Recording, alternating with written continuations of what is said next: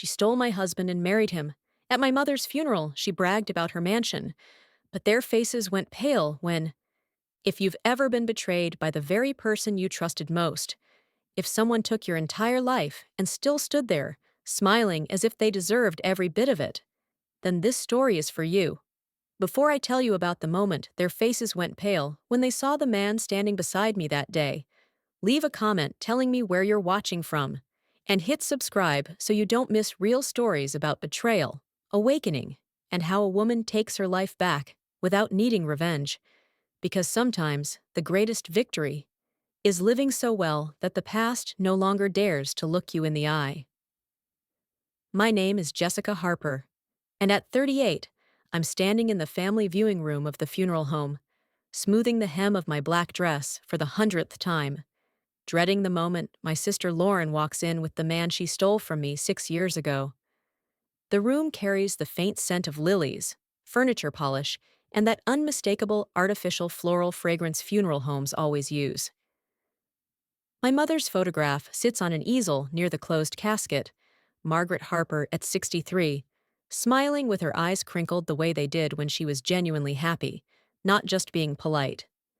Pancreatic cancer took her life in just 4 months, from diagnosis to death so fast, we barely had time to adjust to the reality of it. The casket remains closed because the disease took too much from her in the final days, and no cosmetic technique could restore the woman we once knew. The room slowly fills with people from my mother's life.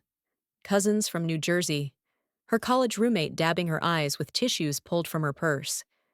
Neighbors from the quiet Massachusetts street, where my parents lived for 40 years. My mother was the glue holding our fractured family together. She grew up in a working-class neighborhood outside Boston, where everyone knew everyone's business and looked after each other's kids. And she built a life with my father in a modest but solid 3-bedroom colonial with a mortgage they finally paid off 3 years ago. She taught high school English until I was born, then poured her love for stories and language into bedtime rituals. Even after I moved into my own apartment in downtown Boston and built a career as a marketing director at a firm that helps mid-sized regional brands push into national markets, I called her almost every day. She knew the names of coworkers she'd never met and the dates of my biggest presentations. When I was promoted to senior account manager, she sent flowers to my office with a small card filled with her love. 8 months before the funeral, when she was diagnosed with stage 4 pancreatic cancer that had spread to her liver, it felt like the ground dropped out from under me. We sat together in the doctor's office, fluorescent lights too bright, chairs too hard, posters on the walls explaining illnesses with cheerfully irritating diagrams, while a doctor younger than me used phrases like aggressive treatment, limited options, and palliative care in a voice trying to balance honesty and compassion, and failing at both. My mother squeezed my hand and nodded as if we were discussing a minor inconvenience, a delayed flight, not her approaching death. On the drive home, I sobbed so hard I had to pull over twice, my hands shaking on the steering wheel. From the passenger seat, she placed her hand over mine and said in the calm voice that got me through childhood nightmares and teenage heartbreaks, "Jessica, we don't get to choose every chapter of our lives, but we do get to choose how we live them." Despite treatments, clinical trials, and special diets, we all knew her time was short. She faced the diagnosis with remarkable grace, more concerned about my father's blood pressure medication and my stress levels than her own pain. Her final weeks passed peacefully in the way people use that word when someone is dying. No dramatic suffering, just a gradual letting go, surrounded by loved ones in the home where she raised 2 daughters and tried her best to keep them from destroying each other. On a Wednesday afternoon, she passed quietly, her hand gripping mine, her final words barely audible. "Promise me you'll find peace. Not perfection, sweetheart. Peace." Those words echo in my head as I stand in the funeral home watching people arrive, knowing Lauren will walk through those doors any moment now, her arm linked with Connor Brooks like a trophy she won. 6 years ago, when I was 32 and thought I understood how life worked, My life looked perfect on paper, in the way that means nothing once the paper catches fire. I had the kind of career path people envied: 2 promotions in 3 years at Harrington and Associates, a six-figure salary, a corner office with windows. I had friends who showed up for wine nights and birthday dinners. I had a beautiful apartment in the South End with exposed brick walls and a view of the Charles River that made people gasp. But something was still missing. I worked 60 hours a week, ate too many prepackaged salads at my desk while reviewing campaign metrics, and dated occasionally, but nothing serious ever lasted. My relationships ended for reasons that were always vague and insurmountable at the same time. Bad timing, chemistry, wanting different things. All the phrases people use when they don't want to say, "You're fine, just not enough." Then I met Connor Brooks at a charity gala, one of those polished fundraisers for tech education nonprofits where people are either truly wealthy or pretending to be. The champagne is good, and the silent auction items range from Red Sox tickets to weekend getaways in the Hamptons. Connor Brooks was captivating in the way certain successful men tend to be, as if they'd been trained from a young age in the art of drawing attention without seeming to try. Dark hair styled to look effortlessly messy, but probably costing $200 to maintain. A suit that fit so perfectly it had to be custom made, and a confidence that filled the room without tipping into arrogance. At least, that's what I thought at the time. At 36, he had built the kind of success story business magazines loved: a small-town kid from the West who taught himself to code in high school, launched his first startup from his college dorm, sold it to a larger company for millions, then used the money to build another firm focused on disrupting corporate communications through a platform I never fully understood, despite his many attempts to explain it. "Jessica Harper," he said when a mutual friend introduced us, shaking my hand and holding my gaze just long enough to feel intentional. "A pleasure. Allison's told me about your work at Morrison and Klein. The Berkshire Foods campaign was brilliant, taking a regional dairy brand national in 18 months. How did you overcome the distribution challenges?" The fact that he'd researched me, knew my work, and could discuss it intelligently, the way he listened as I explained our strategy and asked follow-up questions that showed he actually understood, it felt like being truly seen after years of being glanced over. We felt an immediate connection, the kind I'd always imagined love would be. We talked for 2 hours about art, travel, and ambition, about wanting to build something meaningful beyond quarterly profits. He remembered details from our conversation and brought them up on our first date 3 days later at an upscale restaurant overlooking the harbor, with crisp white tablecloths, flickering candles, and a wine steward who pronounced every French word as if he'd invented the language himself. That night, I called my mother from the back seat of a taxi, slightly tipsy on champagne and full of hope in ways I'd forgotten I could feel. "I met someone special," I told her, and I could hear her smile when she replied, "He sounds wonderful, sweetheart. Just remember, even wonderful men are still human." Our relationship unfolded with an inevitable momentum, like a stone rolling downhill.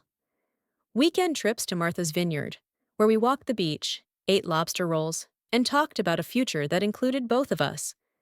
VIP concert tickets, where he held my hand during the slow songs. Intimate dinners where he brought thoughtful gifts. An autographed first edition of a book I'd once mentioned. A scarf from Paris because he said the color reminded him of my eyes. After 18 carefully cultivated months, during a private dinner on a yacht in Boston Harbor, with city lights glittering on the water like promises, Connor proposed with a 5-carat diamond ring. I said yes immediately. My parents were overjoyed. My mother immediately began collecting bridal magazines and imagining the perfect wedding with the enthusiasm of someone who had waited decades for this moment. Connor had the resources to make any wedding dream a reality, and my mother insisted we shouldn't hold back. "You've waited so long for the right person," she said, flipping through glossy pages at the kitchen table. "We're going to do this properly. Ice sculptures and champagne fountains, properly." But my younger sister Lauren, 2 years younger than me, was far more complicated. Growing up, we were close in the way sisters who share a bedroom, share a bathroom, and have a mother who constantly insists they be honest with each other tend to be. But beneath that closeness, there was always a quiet competition, a scoreboard only Lauren seemed to keep. If I had one Barbie doll, she needed two. If I made a friend, she suddenly had to host sleepovers with that same friend. My mother tried to keep things balanced by giving each of us special time and individual praise. "You were my first miracle," she would say to me while we baked cookies. "You're my little firecracker," she'd say to Lauren during impromptu dance performances in the living room. But shared praise never erased the underlying rivalry Lauren quietly maintained. Despite everything, I chose Lauren as my maid of honor because my mother said it would bring us closer, and I wanted to believe we'd outgrown childhood jealousy. When I introduced her to Connor at a family dinner, she praised him effusively. "Connor, that tie is perfect," she said sweetly, actually touching the silk against his chest. "Jessica always had terrible taste until now." I noticed the way she touched his arm when she laughed at his jokes, leaned in closer when he poured wine. But I dismissed it as Lauren being Lauren. She had always performed when meeting new people, especially successful men, turning her charm up like a dimmer switch pushed to full brightness. We held our engagement party in my parents' backyard, string lights twinkling between the trees and centerpieces made from mason jars, because Pinterest promised that was elegant that year. Lauren helped my mother decorate, and throughout the evening I caught her watching Connor from across the lawn, her gaze lingering just a second longer than casual interest. But when our eyes met, she smiled quickly and raised her glass, softly saying, "I'm so happy for you." And I wanted to believe her so badly that I did. Later that night, after the guests had left and we were clearing paper plates and champagne flutes, my mother pulled me into the kitchen. "Jessica, sweetheart," she said carefully as she stacked glasses in the sink, "I noticed Lauren seems very taken with Connor. That's perfectly normal for someone who's about to gain a brother-in-law." "She's just being friendly, Mom," I replied, rinsing dishes. "Besides, she's dating that pharmaceutical sales guy, Brian something." My mother nodded, but her expression stayed uneasy. "Just be careful, my love. You know how your sister can be when you have something she wants." I hugged her and reassured her everything was fine. "We're grown-ups now, Mom. Lauren's genuinely happy for me." And I trusted the man I had chosen. I was wrong. So wrong it changed my life completely. 3 months before the wedding, Connor began to change in subtle ways that, taken individually, could be dismissed, but together were deeply alarming. He worked later, answered messages at odd hours with explanations about international clients in different time zones. Our Friday night dates were increasingly canceled because of urgent meetings, and those meetings seemed to multiply the closer the wedding got. When we were together, he was somewhere else, constantly checking his phone, only half present, his mind clearly elsewhere, even when his body was beside mine. More troubling was the way he began criticizing things he once said he loved about me. My laugh suddenly became too loud in restaurants. My favorite blue dress, which he once called stunning, now washed me out. My habit of reading before bed, something he used to find cute, became annoying because the light made it hard for him to sleep. Meanwhile, Lauren started calling more often to ask about wedding details. "I just want everything to be perfect for my big sister," she said in a syrupy voice that made my skin crawl. Even though my mother handled most of the planning, Lauren volunteered to attend vendor meetings I couldn't make because of work. "One less thing for you to worry about," she said when I thanked her. "Besides, Connor doesn't mind helping me choose between orchid arrangements and rose centerpieces." One Thursday evening, Connor and I had dinner at an upscale Italian restaurant downtown, where the pasta was handmade and the prices were almost offensively high. He barely looked at me, responding to my work stories with clipped words, while his phone buzzed nonstop on the white tablecloth. "Are you busy?" I finally asked, trying to keep my voice light even as irritation burned in my chest. "Sorry, it's just work," he muttered, flipping the phone face down. You know how things get before a product launch. That weekend, while doing laundry, a routine chore that would later become the source of so many discoveries, I noticed a strange perfume scent on Connor's collar. It was heavy, all soft citrus notes, completely different from the fragrance I wore. When I mentioned it, Connor didn't hesitate. Megan Carter, the potential investor I told you about. She wears a lot of perfume. She hugged me goodbye after the meeting. I wanted to shower immediately. The explanation sounded reasonable. I wanted to believe him, because love makes you generous and trusting in ways you would never be with yourself. 3 weeks before the wedding, during what was supposed to be an ordinary cake tasting appointment, Connor called that morning to apologize. Emergency with investors. Lauren can go with you. She knows my preferences anyway. I wondered, but didn't ask, how my sister knew my fiancé's cake preferences. At the tasting, Lauren displayed a troubling level of familiarity with what Connor liked. He'll want the bottom tier to be chocolate ganache, she said confidently to the baker. He hates fruit fillings. The texture bothers him. He told me he really loves lemon, I said, feeling the world tilt slightly. He changed his mind, she replied easily. We talked about it a few days ago. A few days ago, just the two of them, discussing cake. The next day, while cleaning out Connor's car before a dinner party, we'd taken my car the night before, and his was littered with the usual debris of a busy person. I found an earring wedged between the passenger seat and the center console. A dangling silver earring with a tiny sapphire that I recognized with the sick certainty of someone who had ignored obvious signs for far too long. Lauren's earrings. The exact pair my mother had given her for her 23rd birthday. She had worn them to my engagement party. That evening, when I showed Connor the earring, his expression didn't change at all. Oh, Lauren must have dropped it when I drove her to the florist last week. She mentioned losing an earring. You never told me you drove Lauren to the florist, I said, my voice barely above a whisper. I must have forgotten. I guess I forgot. It's not important. When I called Lauren, her explanation matched his perfectly. So perfectly it felt rehearsed. That night I couldn't sleep, my mind replaying every suspicious moment like footage I could analyze for clues I'd missed.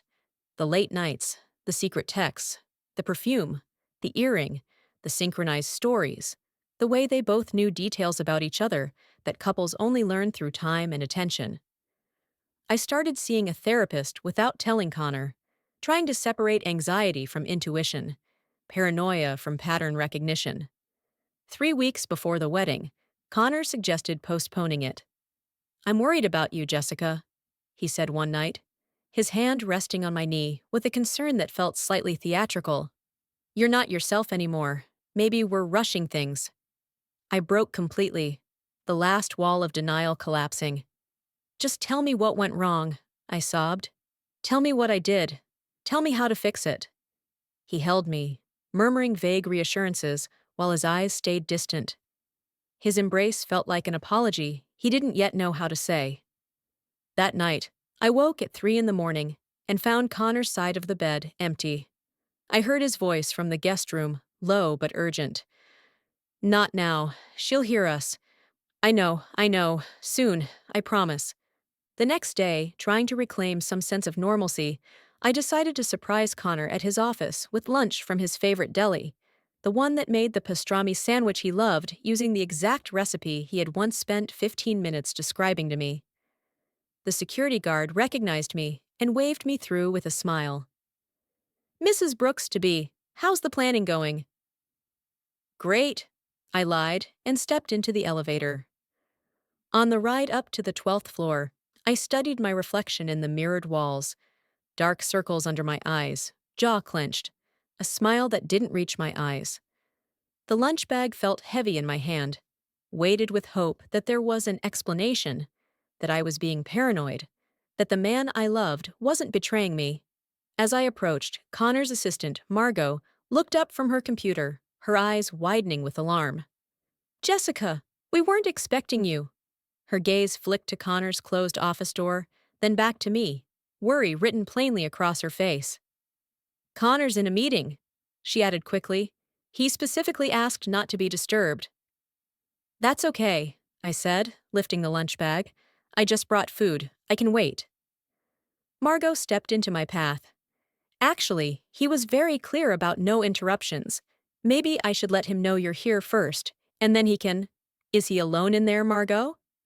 Her hesitation said everything before her words could confirm my worst fear. Before she could answer, I stepped past her and pushed open Connor's office door. The sight burned itself into my memory like a persistent wound. Connor leaning against his desk, my sister pressed close to him, his hands on her waist, her arms around his neck, their mouths locked together with the practiced passion of people who had done this many times before. Her dress hiked up, his tie loosened, the familiarity in the way their bodies fit together.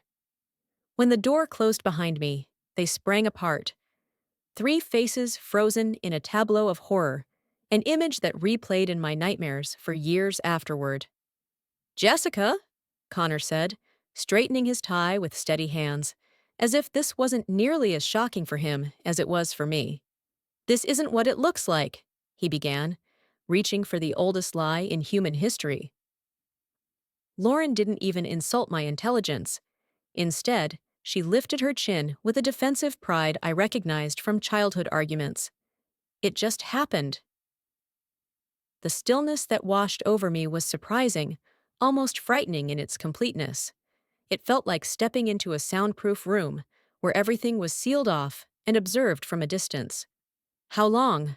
I asked, my voice calm despite my shaking hands. Connor glanced at Lauren, some unspoken communication passing between them. Jessica, let's talk about this privately, he said, retreating behind his desk, as if furniture could shield him from the consequences of his choices. How long? I repeated. Months, Lauren answered without hesitation. Since the engagement party. From the very beginning. While I was planning our wedding, they were building their relationship in parking garages, offices, hotel rooms, and God knows where else. Half of our engagement had been a lie. Connor ran a hand through his perfectly styled hair. I didn't mean for this to happen. Feelings change sometimes. I was going to tell you. After what? I cut in, anger finally breaking through the shock. After the wedding? After the honeymoon? After you legally tied me to you while sleeping with my sister?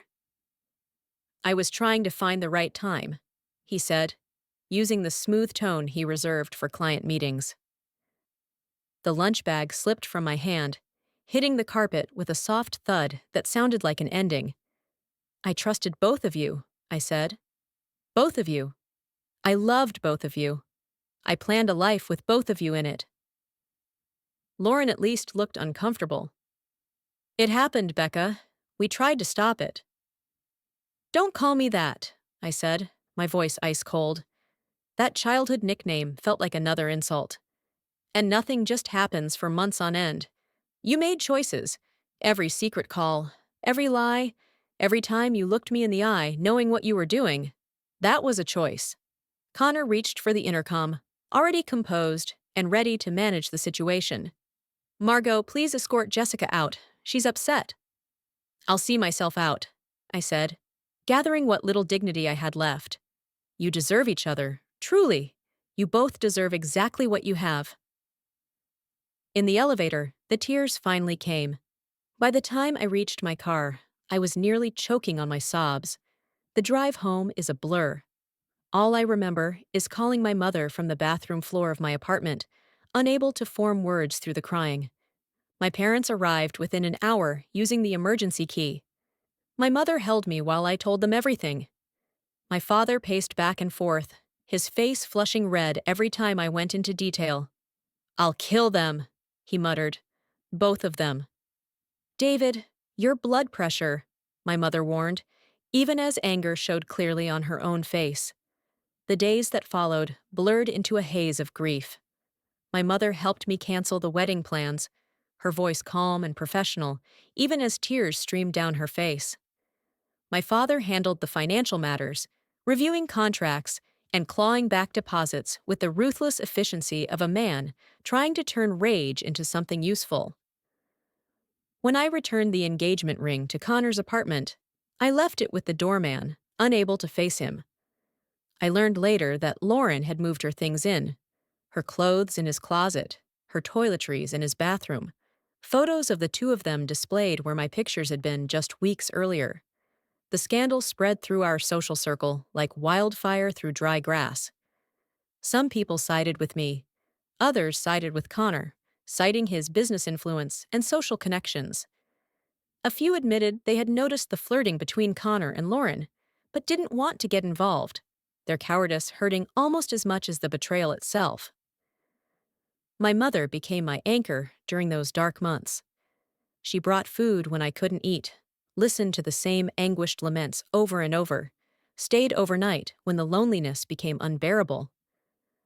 She tried to mediate between Lauren and me, inviting us both to family dinners that inevitably ended in tense silence or explosive arguments. At one such dinner, Lauren's resentment finally spilled over. "You always get everything first, Jessica," she said, her voice sharp with years of accumulated jealousy.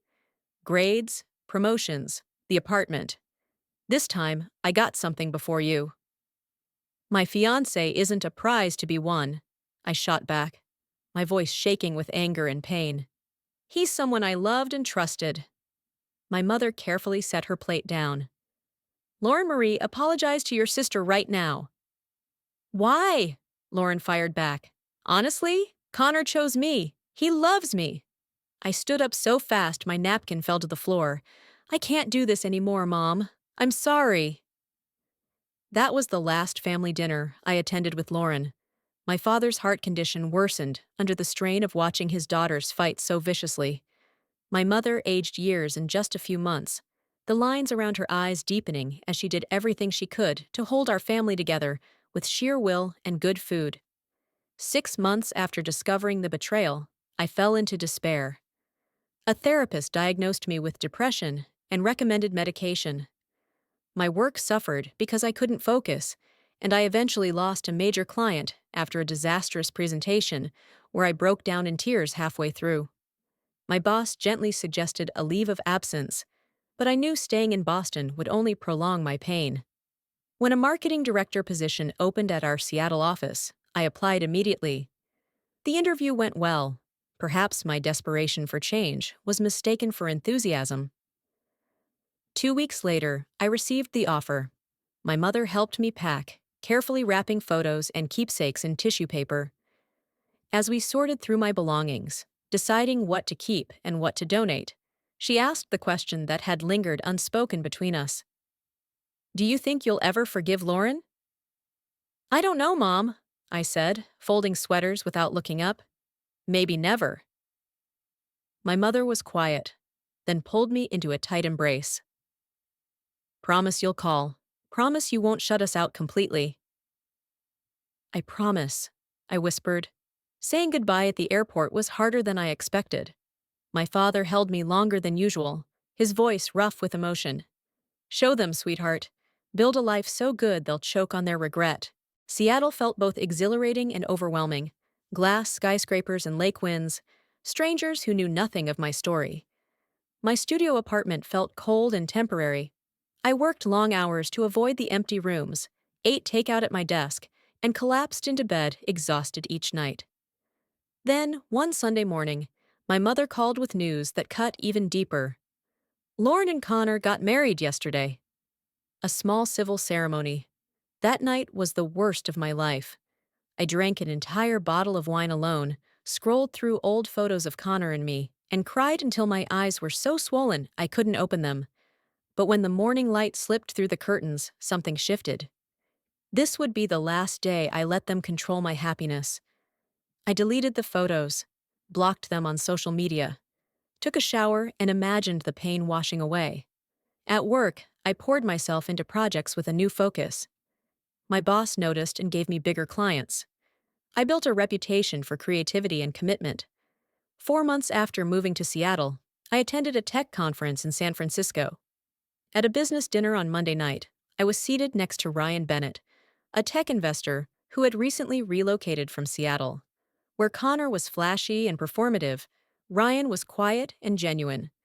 His confidence drew people in without demanding attention. When he asked about my work, he truly listened, asking thoughtful follow-up questions that showed real interest. At the end of the night, he asked for my business card. I gave it to him without expecting anything. To my surprise, the next morning, he emailed, suggesting coffee before the first panel. For over 3 months, Ryan and I kept things professional, slowly easing into personal conversation. Eventually, he asked me to dinner, unrelated to work. I panicked, nearly canceled twice, but my mother's voice echoed, "Don't let what she did take more from you than it already has." 20 minutes into the date, while we were talking about favorite books, I suddenly had a panic attack, hands shaking, breath shallow, tears spilling. Ryan immediately moved to sit beside me instead of across the table. "You're okay. We can leave, stay, or just sit quietly. Whatever you want." He drove me home without pressing or questioning. The next day, flowers arrived with a note. No pressure, no expectations. Just hoping you feel better. That night, I called him and told him everything about Connor and Lauren. He listened without interrupting, then shared his own story of betrayal. His wife had left him for a business partner, taking half of the company they built together. Over the months, we built a friendship first. Ryan never crossed my boundaries, always present without asking for more. When I panicked, he knew exactly how to help. Grounding exercises, gentle humor, and quiet presence. 1 year after moving to Seattle, I barely recognized my life anymore. Promoted to senior marketing director. A private office overlooking the river. Real friendships. And Ryan. Unlike Connor's flashy charm, Ryan's love showed up in quiet, steady ways. He remembered small details. Oat milk in my coffee. My favorite podcasts. He respected my independence while supporting me without hesitation. On a weekend trip to Michigan wine country, while we were walking through the gardens at sunset, Ryan stopped beneath a climbing rose arbor. When he knelt with the ring box, a flicker of panic crossed my mind, but his next words erased it. "You don't have to answer today. I just want you to know that whenever you're ready, tomorrow or next year, I'll be here." Tears spilled down my face, not from pain, but from being loved without conditions. "Yes," I whispered. "I'm ready." The ring was nothing like Connor's flashy diamond. A simple emerald surrounded by small diamonds, elegant and understated, just like our relationship. That night, I called my mother with the news. She cried with happiness. "He sounds wonderful! When do you introduce him to us?" "Soon," I promised. We planned a small wedding, 30 guests at a historic venue in Seattle. Our wedding day was warm and full of joy. My father walked me down the aisle and whispered, "I haven't seen you this happy in a long time, sweetheart." We bought a brownstone, renovated it together, built our careers side by side. I was promoted to vice president. Ryan's investment firm continued to grow, but Ryan remained my steady ground. Then my mother was diagnosed with cancer. We flew to Boston immediately to explore treatment options together. I took a leave of absence to care for her, temporarily moving back into my childhood home. In her final weeks, my mother kept urging, "Promise me you'll try to be there for Lauren. Life is too short to be so estranged." I promised, not knowing if I could keep it, but wanting to give her peace. When my mother passed, I called Lauren immediately. It was our first direct contact in years. "Mom is gone." She took a deep breath, then said, "I'll be there in an hour." The next day at the funeral home, I stood in the viewing room, dreading that Lauren would arrive with Connor. Eventually, the doors opened, and there they were. Lauren entered in an expensive black outfit, her diamond ring catching the light. Connor looked uneasy beside her. Her eyes swept the room until they found me, a flicker of satisfaction crossing her face. She walked over, tilted her head so the ring caught the light just right, and smiled with that cold smile only sisters can manage. Poor you, still alone at 38. 6 years of preparation condensed into that moment. I smiled back, feeling something unfurl in my chest like wings. Have you met my husband? Her expression shifted. Husband? Ryan? I called. He stepped to my side, tall and confident, genuinely glad to be there even at a funeral. When Connor's eyes landed on Ryan, he froze, eyes widening, then quickly smoothed his face into neutrality, as if seeing Ryan meant nothing. But his hands betrayed him. He rubbed them together twice. He only did that when he was nervous. Bennett, Connor said, his voice tight. Brooks? Ryan replied coolly. How long has it been? 7 years? Not since you lost that bidding war. You're married? Lauren asked, her voice shaking. 2 wonderful years, I said, taking Ryan's hand. Ryan Bennett, she repeated slowly, processing. Of Bennett Capital? That's right, Ryan said pleasantly. Connor tried to recover. Bennett, we should meet. Discuss potential collaborations. My schedule's pretty full, Ryan replied. Have your assistant contact mine. As the funeral director called us to begin the service, murmurs followed. The connection between Ryan and Connor was known in certain circles, and people were eagerly putting the pieces together. The funeral unfolded in both grief and unexpected calm. I delivered the eulogy, honoring my mother's kindness and resilience. When Lauren stood to speak after me, she managed only a few sentences before breaking down, tears streaming uncontrollably. When the last guests left to the hum of limousine engines and polite goodbyes, I stood alone on the steps and looked out over the city. Everything was the same. The familiar streets, the buildings that had watched me break apart. But I was not the same anymore, and that was enough. The day after the funeral, Lauren came to my parents' house alone. Connor was nowhere in sight. May I come in? She asked. In the kitchen, over coffee, she confessed everything. Connor had become controlling and critical after they married. His business was failing. The houses and cars were illusions propped up by mounting debt. He monitors my spending, checks my phone, questions everything, she admitted. The Connor you used to know doesn't exist anymore. Maybe he never did. Why stay? I asked. Shame, she said immediately. How could I admit that what I did to you was for nothing? And the prenup? If I leave, I walk away with almost nothing. Then Lauren gave a strained smile. I saw the magazine article. You're really doing well. I nodded.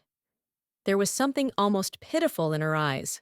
She looked like a woman who thought she was still holding a sword, only to realize it was made of wax.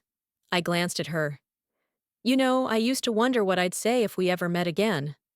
Lauren shifted. I realized she probably didn't want to hear it. But I continued. When I left here, I lost everything, I said softly, and I still became richer and found the love of my life. Then I turned slightly, my voice velvet soft, but steady. You didn't break me. You set me free. That was the final line. I watched it land. Lauren's mouth opened, then closed. Her mascara trembled. I don't forgive you, I added, but I don't wish suffering on you either, because Mom wouldn't want that. That day, we spent hours together, going through our mother's things. What will you do next? I asked, as she prepared to leave. I'll file for divorce when my lawyer says the timing is right, she said. Rent a small apartment. Start over. The plane lifted off the runway in silence, so smooth it felt like the past had finally learned how to let go. I rested my forehead against the window, watching the city shrink below. Endless ribbons of lights, neighborhoods that once carried my name in memory, places that had held me in place with pain. They couldn't hold me anymore. The weight I'd carried for so many years slid off my shoulders, light as dust brushed from silk. Ryan sat beside me, already asleep, his head tilted slightly toward the aisle. Even in sleep, he radiated steadiness, safety. I looked at him and smiled. Not because of who he was in my life, but because of who I had become standing beside him. When the plane touched down in Seattle, the air filled my lungs, familiar and warm. Cold, but clean, honest.